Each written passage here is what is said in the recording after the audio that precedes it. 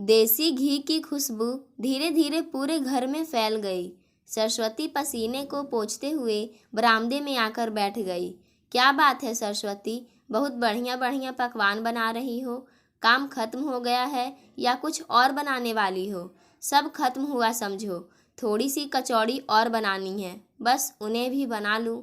मुझे एक कप चाय मिलेगी? बेटा व बहू के आने की खुशी में मुझे भूल गई। प्रोफेसर विश्वनाथ जी ने पत्नी को व्यंग्यात्मक लहजे में छेड़ा। मेरा मजाक उड़ाए बिना आपको चैन कहाँ मिलेगा? हंसते हुए सरस्वती अंदर चाय बनाने चली गई। 65 साल के विश्वनाथ जी जयपुर के एक प्राइवेट कॉलेज में हिंदी के प्रोफेसर थे और उनकी पत्नी सरस्वती उनसे 6 साल छोटी थी। उनका इकलौता बेटा अरविंद कंप्यूटर इंजीनियरिंग के बाद न्यूयॉर्क में नौकरी कर लाखों कमा रहा था। अरविंद बचपन से ही महत्वाकांक्षी व होशियार था। परिवार की सामान्य स्थिति को देख उसे एहसास हो गया था कि उसके अच्छा कमाने से ही परिवार की हालत सुधर सकती है। यह सोचकर हमेशा पढ़ाई में जुटा रहता था। उसकी मेहनत का ही नतीजा था कि 12वीं में अपने स्कूल में प्रथम और प्रदेश में तीसरा स्थान प्राप्त किया। विश्वनाथ जी की माली हालत कोई खास अच्छी नहीं थी। अरविंद को कॉलेज में भर्ती करवाने के लिए बैंक से लोन लिया था, पर किताबें, खाना पीना, दूसरे खर्चे इतने थे कि उन्हें और भी कई जगह से कर्जा लेना पड़ा। एक छोटा सा मकान था, उसे आखिरकार बेचकर किसी तरह कर्जे के भार से मुक्त हुए। अरविंद ने अच्छे अंकों से इंजीनियरिंग पास कर ली। फिर जयपुर में ही 2 वर्ष की ट्रेनिंग के बाद उसे कंपनी वालों ने न्यूयॉर्क भेज दिया। विदेश में बेटे को खाने पीने की तकलीफ ना हो, ये सोचकर जल्दी से गरीब घर की लड़की देख बिना दान दहेज के साधारण ढंग से उसकी शादी कर दी। तुरंत शादी करने के कारण अब तक जो थोड़ी सी जमा पूंजी थी शादी में खर्च हो गई। बहू अंशिका गरीब घर की थी। उसके पिता एक होटल में रसोइये का काम करते थे। अंशिका सिर्फ 12वीं तक पढ़ी थी और एक छोटी सी संस्था में नौकरी करती थी। उसकी 3 बहनें और थी जो पढ़ रही थी। विश्वनाथ जी व उनकी पत्नी को सिर्फ यही इच्छा थी कि एक गरीब लड़की का ही हमें उद्धार करना है। उन्हें दान दहेज लेने की कोई इच्छा नहीं थी। उन्होंने एकदम साधारण शादी कर दी। शादी होते ही अगले हफ्ते दोनों न्यूयॉर्क चले गए। शुरू में फ़ोन से रोज बेटा बहू बात करते थे, फिर हफ्ते में एक बार, फिर महीने में, फिर 6 महीने में एक बार बात हो जाती। बेटे की आवाज़ सुन, उसकी खैरियत जान उन्हें तसल्ली हो जाती। न्यूयॉर्क जाने के बाद अरविंद ने एक बार भी घर में रुपये नहीं भेजे। पहले महीने पगार मिलते ही फ़ोन पर बोला, बाबूजी, यहाँ घर के फर्नीचर लेने आदि में बहुत खर्चा हो गया है। यहाँ बिना कार के रह नहीं सकते। 1 से 2 महीने बाद आपको पैसे भेजूंगा। इस पर विश्वनाथ जी बोले, बेटा, तुम्हें वहाँ जो चाहिए उसे ले लो। यहाँ हमें पैसों की ज़रूरत ही क्या है। हम 2 जनों का थोड़े में अच्छा गुजारा हो जाता है। हमारी फिक्र मत कर। उसके बाद अरविंद से पैसे की कोई बात हुई ही नहीं। थोड़े में ही वे गुजारा कर लेते थे। विश्वनाथ व सरस्वती दोनों को ही इस बात का कोई गिला शिकवा नहीं था कि बेटे ने पैसे नहीं भेजे। बेटा खुश रहे, यही उन्हें चाहिए था। 2 साल बाद बेटे ने मैं जयपुर आऊँगा फ़ोन पर बताया तो सरस्वती की खुशी का ठिकाना ना रहा। सरस्वती से फ़ोन पर अरविंद अक्सर यह बात कहता था, माँ, यह जगह बहुत अच्छी है। बड़ा घर है, बगीचा है, बर्तन मांजने व कपड़े धोने की मशीन है। आप और बाबूजी दोनों आकर हमारे साथ ही रहो। वहाँ क्या है, तुम्हारे बाबूजी ने यहाँ सेवानिवृत्त होने के बाद जयपुर में एक अपना हिंदी सिखाने का केंद्र खोल रखा है, जिसमें विदेशी और गैर हिंदी भाषी लोग हिंदी सीखते हैं। उसे छोड़कर बाबूजी आएंगे मुझे नहीं लगता। तुम जयपुर आओ तो इस बारे में सोचेंगे। अक्सर सरस्वती का यही जवाब होता था। बेटे के बार बार कहने पर सरस्वती के मन में बेटे के पास जाने की इच्छा जागृत हुई। अब वे हमेशा पति से इस बारे में कहने लगी कि 1 महीना तो कम से कम हमें भी बेटे के पास जाना चाहिए। अब जब बेटे के आने का समाचार मिला, खुशी के चलते उनके हाथ पैर ही नहीं चलते थे। हमेशा एक ही बात मन में रहती, बेटा आकर कब ले जाएगा। अरविंद जिस दिन आने वाला था उस दिन उसे हवाई अड्डे जाकर ले आने की सरस्वती की बहुत इच्छा थी, परंतु अरविंद ने कहा, माँ आप परेशान मत हो, क्लियरेंस के होने में बहुत समय लगेगा, इसलिए हम खुद ही आ जाएंगे। उसके ऐसे कहने के कारण सरस्वती उसका इंतजार करते घर में अंदर बाहर चक्कर लगा रही थी। सुबह से ही बिना खाए पिए दोनों को इंतजार करते करते शाम हो गई। शाम 4 बजे करीब अरविंद व बहू आए। सरस्वती आरती कर बच्चों को अंदर ले आए। सरस्वती की खुशी का ठिकाना नहीं था। बेटा बहू अब और भी गोरे सुंदर दिख रहे थे। विश्वनाथ जी बोले, सुबह से तुम्हारी माँ बिना कुछ खाए तुम्हारा इंतजार कर रही है। आओ बेटा, पहले थोड़ा सा खाना खा ले। नहीं बाबूजी, हम अंशिका के घर से खाकर आ रहे हैं। माँ, आप अपने हाथ से मुझे अदरक की चाय बना दो, वही बहुत है। तब दोनों का ध्यान गया कि उनके साथ में सामान वगैरह कुछ नहीं है। अंशिका ने अपने हाथ में पकड़े कपड़े के थैले को सास को दिए। उसमें कुछ चॉकलेट, एक साड़ी, ब्लाउज, कपड़े के टुकड़े थे। सरस्वती का दिल बूझ गया। बड़े चाव से बनाया गया खाना यूं ही ढका पड़ा था। चाय पीकर थोड़ी देर बाद अरविंद बोला, ठीक है बाबूजी, हम कल फिर आते हैं। हम अंशिका के घर ही ठहरे हैं। 1 महीने की छुट्टी है। कहते हुए चलने के लिए खड़ा हुआ अरविंद तो अंशिका शब्दों में शहद घोलते हुए बोली, माँ जी, आपने हमारे लिए इतने प्यार से खाना बनाया, फिर भला कैसे ना खाएं?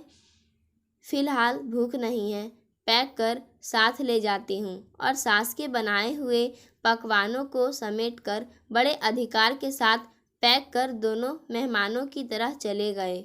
विश्वनाथ जी और सरस्वती एक दूसरे का मुंह ताकते रह गए। विश्वनाथ जी पत्नी के सामने अपना दुख जाहिर नहीं करना चाहते थे, पर सरस्वती तो उनके जाते ही मन के टूटने से बड़बड़ाती रही। कितने लाड प्यार से पाला था बेटे को, क्या इसी दिन के लिए? ऐसा आया जैसे कोई बाहर का आदमी आकर आधा घंटा बैठकर चला जाता है। कहते हुए सरस्वती के आंसू बह निकले। विश्वनाथ ही सरस्वती के सिर पर हाथ फेरते हुए उसे तसल्ली देने की कोशिश करने लगे। दिल में भरे दर्द से उनकी आंखें गीली हो गई थी, लेकिन अपना दर्द जबान से व्यक्त कर सरस्वती को और दुखी नहीं करना चाहते थे। विश्वनाथ जी ने पत्नी को कई तरह से आश्वासन देकर मुश्किल से खाना खिलाया। 2 दिन बाद अरविंद फिर आया। उस दिन सरस्वती जब उसके लिए चाय बनाने रसोई में गई, तब अकेले में बाबूजी से बोला, बाबूजी, अंशिका को अपनी माँ को न्यूयॉर्क ले जाकर साथ रखने की इच्छा है। उसकी माँ ने छोटी उम्र से परिवार बच्चों में ही रहकर बड़े कष्ट पाए हैं, इसलिए अब उन्हें अपने साथ न्यूयॉर्क लेकर जा रहे हैं। आप सब बातें अच्छी तरह समझते हैं, इसलिए मैं आपको बता रहा हूँ। माँ को समझाना अब आपकी जिम्मेदारी है। फिर अंशिका को न्यूयॉर्क में अकेले रहने की आदत हो गई है। आप व माँ वहाँ हमेशा रह नहीं सकते। अंशिका को अपनी प्राइवेसी चाहिए। माँ व अंशिका साथ नहीं रह सकते। बाबूजी, आप वहाँ आए तो कहीं अंशिका के साथ आप दोनों की नहीं बने, इसका मुझे डर है। इसीलिए आप दोनों को मैं अपने साथ रखने में हिचक रहा हूँ। बाबूजी, आप मेरी स्थिति अच्छी तरह समझ गए होंगे। वह बोला, बेटा, मैं हर बात समझ रहा हूँ, देख रहा हूँ। तुम्हें मुझे कुछ समझाने की ज़रूरत नहीं है। रही बात तुम्हारी माँ की, तो उसे कैसे समझाना है अच्छी तरह जानता हूँ। बोलते हुए आज विश्वनाथ जी को सारे रिश्ते बेमानी से लग रहे थे। इसके बाद जिस दिन अरविंद और अंशिका न्यूयॉर्क को रवाना होने वाले थे, उस दिन 5 मिनट के लिए विदा लेने आए। उस रात सरस्वती विश्वनाथ जी के कंधे से लग खूब रोई थी। क्यों जी, क्या हमें कोई हक नहीं है अपने बेटे के साथ सुख के कुछ दिन बिताए? बेटे से कुछ आशा रखना क्या माता पिता का अधिकार नहीं? क्या मैंने आपसे शादी करने के बाद किसी भी बात की इच्छा जाहिर की, परंतु अपने बेटे के विदेश जाने के बाद सिर्फ 1 महीना वहाँ जाकर रहूं, यही इच्छा थी, वह भी पूरी ना हुई। सरस्वती रोते रोते बोलती जा रही थी और विश्वनाथ जी यही सोच अपने मन को तसल्ली दे रहे थे कि शायद उनके ही प्यार में, परवरिश में कोई कमी रह गई होगी, वरना अरविंद थोड़ा तो उनके बारे में ज़रूर सोचता माँ के प्यार का कुछ तो प्रतिकार देता। इस बात को 2 महीने बीत चुके थे। इस बीच अंशिका ने अरविंद को बताया, आज मैं डॉक्टर के पास गई थी। डॉक्टर ने कहा तुम गर्भवती हो। अभी अरविंद कुछ बोलने की कोशिश ही कर रहा था कि अंशिका फिर बोली कि शायद इसीलिए कुछ दिनों से मुझे तरह तरह का खाना खाने की बहुत इच्छा हो रही है। इधर मेरी माँ कहती है मैं 1 महीने तुम्हारे पास रही, अब बहनों व पिता को छोड़कर और नहीं रह सकती। मुझे तो तरह तरह के व्यंजन बनाने नहीं आते, अब क्या करें? तो हम एक खाना बनाने वाली रख लेते हैं। यहाँ राजस्थानी खाना बनाने वाली तो मिलेगी नहीं, तुम्हारी माँ को बुला लेते हैं। प्रसव होने तक यहीं रहकर वे मेरी पसंद का खाना बनाकर खिला देंगी। पिताजी 1 महीने के लिए तो आ सकते हैं। उन्होंने जो छोटा सा हिंदी सिखाने का केंद्र खोल रखा है, वहाँ किसी दूसरे आदमी को रखकर, परंतु उसे बात पूरी नहीं करने दी अंशिका ने। उन्हें यहाँ आने की क्या ज़रूरत है? आपकी माँ ही आए तो ठीक है। तुम्ही ने तो कहा था हमें प्राइवेसी चाहिए, वे यहाँ आए तो ठीक नहीं रहेगा। अब वैसे भी उनसे किस मुँह से आने के लिए कहूँगा? वह सब ठीक है, लेकिन तुम्हारी माँ को यहाँ आने की बहुत इच्छा है। आप फ़ोन करो, मैं बात करती हूँ। अंशिका की बातें अरविंद को बिल्कुल भी पसंद नहीं आई। बोला ठीक है, डॉक्टर ने एक अच्छी खबर दी है, चलो हम बाहर खाना खाने चलते हैं, फिर इस समस्या का हल सोचेंगे। वे लोग एक रेस्टोरेंट में गए। वहाँ थोड़ी भीड़ थी तो वे सामने के बगीचे में जाकर घूमने लगे। उन्होंने देखा कि बेंच पर एक बुजुर्ग बैठे हैं। दूर से अरविंद को वे अपने बाबूजी जैसे लगे। अच्छी तरह देखा, देखकर दंग रह गया। अरविंद, ये तो वही है बाबूजी, उसका मुंह से आवाज़ निकली। विश्वनाथ जी ने पीछे मुड़कर देखा तो एक बारी तो वे भी हैरान रह गए। अरे अरविंद बेटा तुम? बाबूजी आप यहाँ? कुछ समझ नहीं आ रहा। बाबूजी बोले, देखो वहाँ अपना क्वार्टर है, आओ चले। विश्वनाथ जी आगे चले, पीछे वे दोनों बिना बोले चल दिए। घर का दरवाज़ा सरस्वती ने खोला। विश्वनाथ जी के पीछे खड़े अरविंद और अंशिका को देख वह हैरान रह गई। फिर खुशी से अरविंद के गले से लगा लिया। दोनों का खुशी से स्वागत किया सरस्वती ने। जयपुर में तुम्हारे पिताजी ने जो केंद्र सिखाने के लिए खोल रखा है, वहाँ इनके एक विदेशी शिष्य ने न्यूयॉर्क में ही हिंदी सिखाने के लिए कहकर हम लोगों को यहाँ ले आया। यह संस्था उसी शिष्य ने खोली है। सब सुविधाएं भी दी। तुम्हारे बाबूजी ने वहाँ के केंद्र को अपना जयपुर के एक शिष्य को सौंप दिया।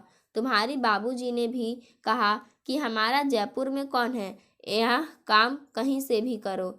ऐसा सोचकर हम यहाँ आ गए। यहाँ तुम्हारे बाबूजी को 1 लाख रुपये महीना मिलेगा।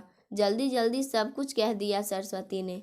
माँ, तुम्हारी बहू गर्भवती है, उसकी नई नई चीज़ें खाने की इच्छा होती है। अब उसकी माँ यहाँ नहीं आएगी। आप दोनों प्रसव तक हमारे साथ रहो तो अच्छा है। वह तो नहीं हो सकता बेटा। बाबूजी का यह केंद्र सुबह व शाम खुलेगा। उसके लिए यहाँ रहना ही सुविधाजनक होगा। माँ, बाबूजी नहीं आए तो कोई बात नहीं, आप तो आ जाइए। नहीं बेटा, उनकी उम्र हो चली है, इनको देखना ही मेरा पहला कर्तव्य है। यही नहीं, मैं भी भारतीय व्यंजन बनाकर केंद्र के बच्चों को देती हूँ। इसका मुझे लाभ तो मिलता ही है, साथ में बच्चों के बीच में रहने से आत्मसंतुष्टि भी मिलती है। चाहो तो तुम दोनों यहाँ आकर रहो, तुम्हें जो चाहिए मैं बना दूंगी। नहीं माँ, यहाँ का क्वार्टर छोटा है, अरविंद खींचने लगा। हाँ ठीक है, यहाँ तुम्हें प्राइवेसी नहीं मिलेगी। ठीक है बेटा, मैं रोज इसकी पसंद का खाना बना दूंगी, तुम आकर ले जाना। नहीं माँ, मेरा ऑफिस एक तरफ, मेरा घर दूसरी तरफ, तीसरी तरफ यह केंद्र है, मैं रोज नहीं आ सकता। माँ, बहुत मुश्किल है अरविंद, अब तक हम दोनों तुम्हारे लिए ही जिए, पेट काट कर तंगी में रहकर तुम्हें बड़ा किया, तुम्हें अच्छी स्थिति में लाए, पर शादी के बाद तुम दोनों ने। विश्वनाथ जी एक बारी अरविंद से कुछ कहने की चाह से उठने लगे थे, मगर कुछ सोचकर रुक गए। फिर उन्होंने कहा, तुम्हें जो सहूलियत हो वह करो, खाना तैयार है, अपने आप लेकर खा लो, मुझे आने में आधा घंटा लगेगा। कहकर सरस्वती एक दुकान की तरफ चली गई। माँ बाप के प्रेम को महसूस ना कर पत्नी के स्वार्थीपन के आगे झुककर उनकी अवहेलना की। अब प्रेम के लिए तड़पने वाले अरविंद को आराम कुर्सी में लेटे हुए पिताजी को आंख उठाकर देखने में भी शर्म आ रही थी। अश्रिका भी शर्मसार सी खड़ी थी। दोनों भारी मन के साथ घर से बाहर निकलने लगे। विश्वनाथ जी एक बारी अरविंद से कुछ कहने की चाह से उठने लगे थे, लेकिन उनकी आंखों के आगे चलचित्र की तरह पुरानी सारी बातें तैरने लगी। पैर वही थम गए। अरविंद ने पीछे मुड़कर देखा, शायद बाबूजी अपना फैसला बदलकर उससे कुछ कहेंगे, लेकिन आज उनकी आंखें कुछ और ही कह रही थी। इस सब के लिए कसूरवार वह खुद था, सोचकर अरविंद का गला रूंध गया। बाबूजी के पैर पकड़कर उनसे माफ़ी मांगने के भी काबिल नहीं रहा था। अरविंद को जाते जाते विश्वनाथ जी ने कह डाला, शादी होते ही हम तुम्हारे लिए बेगाने हो गए। खून के रिश्ते से दुखी हुए हम तो क्या हुआ, हालात ने नए रिश्ते बना दिए। अब इस रिश्ते को हम नहीं छोड़ सकते, पर तुम जब चाहो तब आ सकते हो। हमसे जो बन पड़ेगा तुम्हारे लिए करेंगे। पाठकों, आज की कहानी यहीं समाप्त होती है। धन्यवाद।